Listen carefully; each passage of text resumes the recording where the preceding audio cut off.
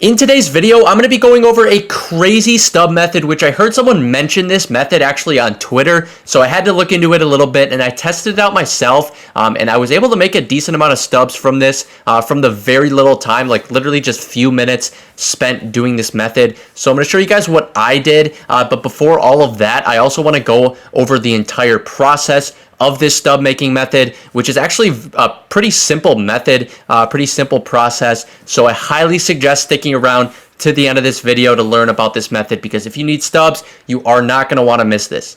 And if you guys find this video helpful and enjoy it, make sure to hit that like button. Let's try to get up to 50 likes on the video, and also hit that subscribe button for more Diamond Dynasty videos.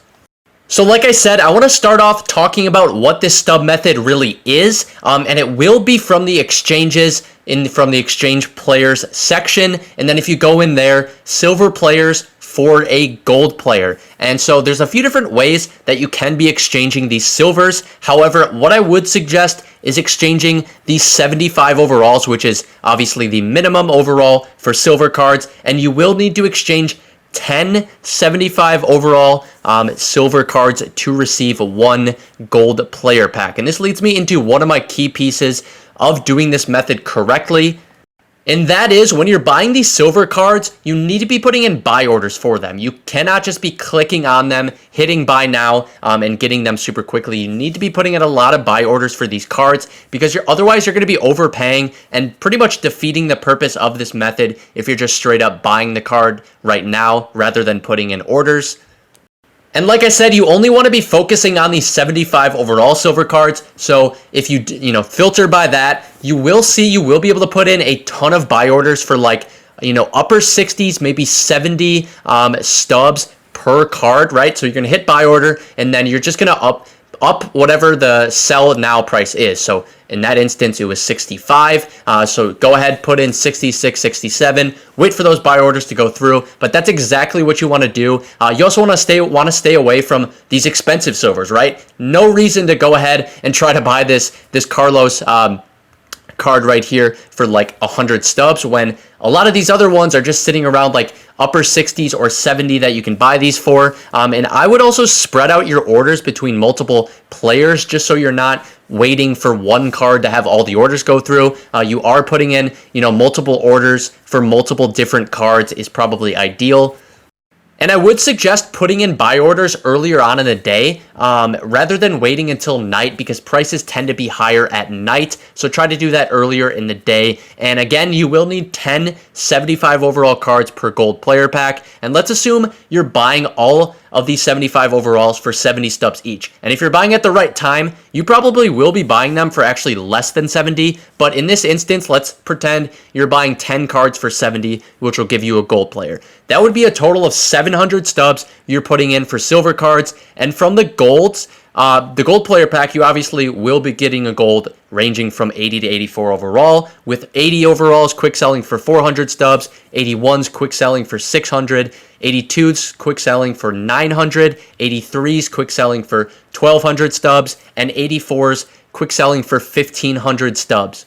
So if you're putting 700 stubs into each of these packs, you would be losing out a few hundred stubs on an 80 overall pull, 100 stubs on an 81 overall pull, but then 82s, 83s, and 84s are going to be all profit. And 84s, if you pull an 84, at a minimum, you're going to get 800. You're going to be more than doubling your stubs that you put in, and you're going to be getting 800 stubs in profit at a minimum. And keep in mind, some of these cards are going to be going for more than what their quick sell value is, so you want to be making sure to check on that, check and see what prices are going for if you pull a high gold, because that's super important. But now I'm actually going to run through this process and show you guys how much I profited off of this. So basically what I did, I already put in a bunch of buy orders, but I went through and with probably 4 or 5 different 75 overalls, I just put in a massive amount of buy orders for all of those guys, and then just waited. Those went through, and then I went back to the exchanges menu, and I was able to put 10 75 overalls in for each gold player pack, and I ended up getting 12 gold player packs that I'm about to open and show you guys just how effective this is.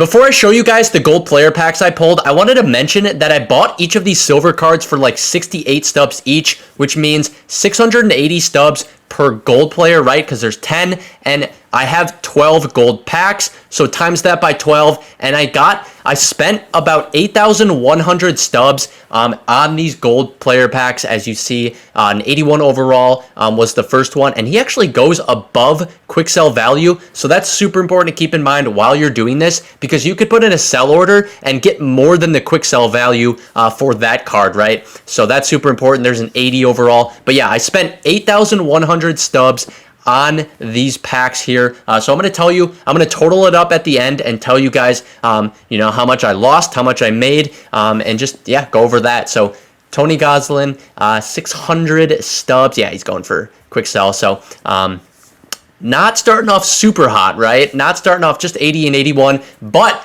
Logan Gilbert, there we go, 84 overall, 1,200 quick sell. So we more than double our stubs on that one.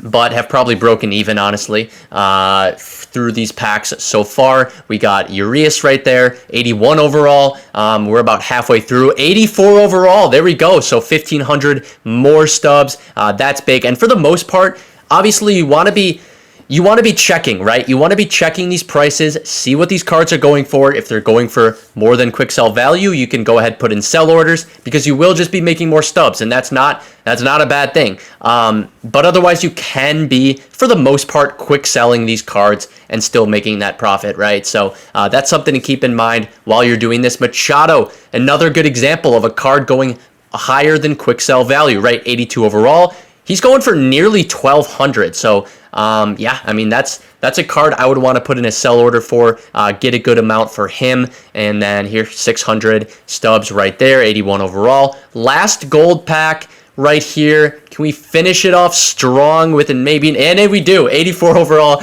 Pablo Lopez will take that. He might even be going slightly above quick sell value as well. So like I mentioned before I ripped the packs, I put in 8,100 stubs into these gold player packs, and I ended up, just from quick sell value, ended up pulling 10,100 stubs worth of gold cards. And if I put in a few sell orders for a few of these cards, I made even more, and I only put in 8,100 stubs.